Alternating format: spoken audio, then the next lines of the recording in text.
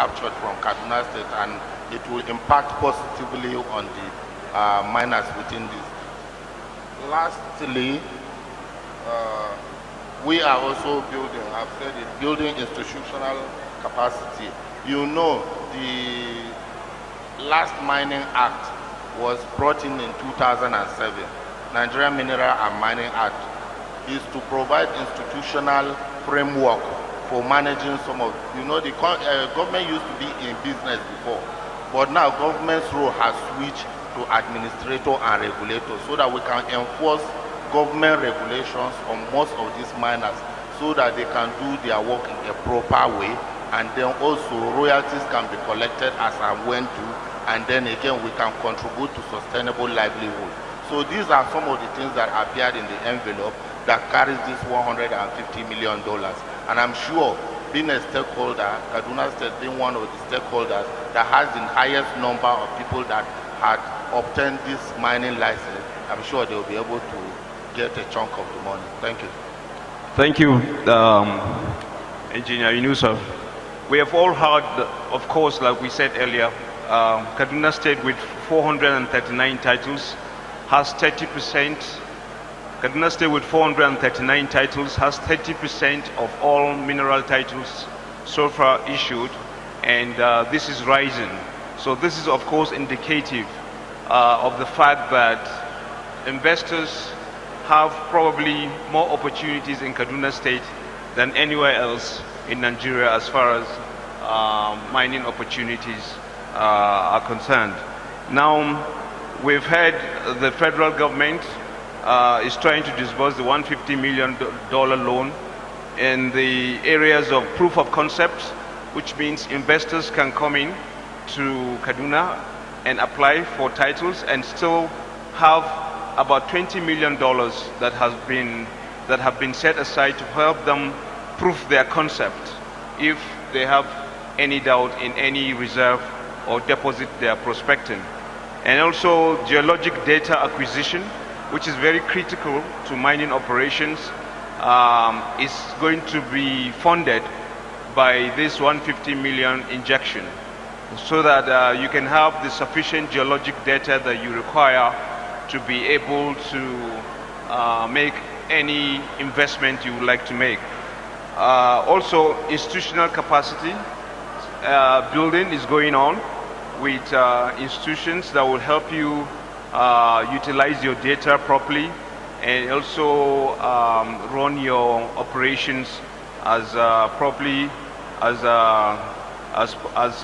it's supposed to be, based on international global practices. Now, my next question is to the MIREMCO chairman.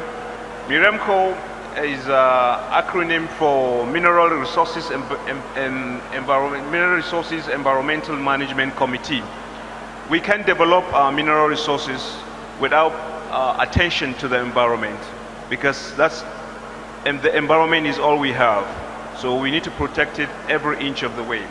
And in its wisdom, the Federal Ministry of Mines and Steel Development set up the MIREMCO framework to exist in each and every state. Now, Alhaji Lawal Mayero on this panel is the MIREMCO chairman for Kaduna State. Fortunately, again, he's such an experienced technocrat, having served for so many years as permanent secretary of the Ministry of Environment and Natural Resources in Kaduna. I would like to ask Alhaji Mayero, as chairman of MIREMCO and a possible advisor also to the government of Kaduna State in terms of environment and natural resources, having been PAMSEC for this long, what are the key objectives of MIREMCO, and what are your current activities going on as they are right now in Kaduna State? Thank you. Thank you very much. Your Excellency, Honorable Minister,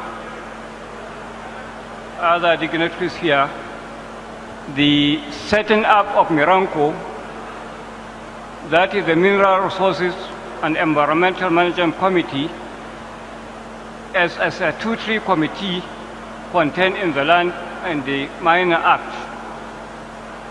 It is an important organ in implementation of mineral resources development. The main purpose of establishing this committee is to work with the state and local government, including the federal government officials.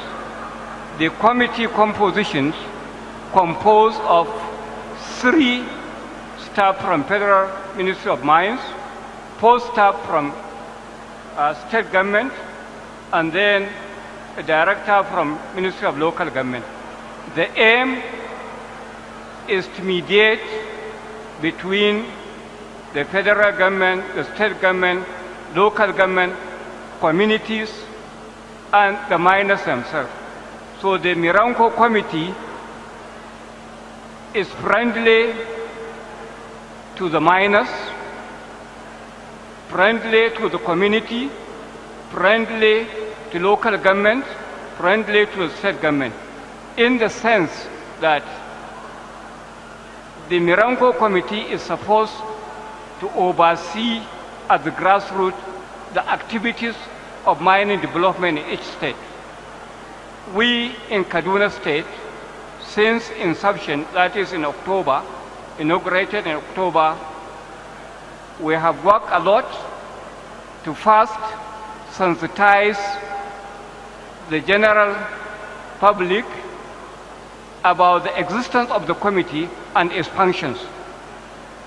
That make our work easy because we open our doors to be reached by any community that has any complaint. We always discourage people taking law into their own hands. Without this committee, people do not know where to go and lay their complaint. And now with this existence of this committee, communities are coming, miners having problem with communities are coming to lodge complaint with us, and so far we have recorded so many successes. There was a mining company in Kagorko local government in Gujeni area that are having a lot of problem with the community with regard to assessing the land for mining. We have intervened, and now the assessment of compensation is right now going on. When they came, they wanted to see the governor. I said, no, unless we cannot do it, give us chance. We live with the community, and if we find it difficult, then we can also report to the governor. But now we have succeeded. The compensations are now being assessed, and now they are very happy they are doing their mining work. We, at the Miranko Committee, taking into consideration the issue of community, we are very much liaising with all the local governments, all the traditional rulers, all the youth leaders, so that let us have a harmony, because there is no way we can develop these minerals without the cooperation of all these sectors. The stakeholders are very important. And we, inshallah, we are doing that. We have succeeded, and we will continue with this work, inshallah. Thank you. Thank you very much. That's the Miramco chairman for Kaduna State, which is the Mineral Resources Environmental Management Committee chair, and also the state chair for the Miners Association of Nigeria, Kaduna. Thank you, Alaji, for that insight. Now, we talk a little bit about the private sector participation. We have a representative of Chibi Granite, which is a very famous dimension stone company that started almost 31 years ago in Kaduna and has risen to become one of the leading dimension stones companies in Africa. The chairman of Chibi is architect Nuhu Waya, who is a famous son of Kaduna State, and he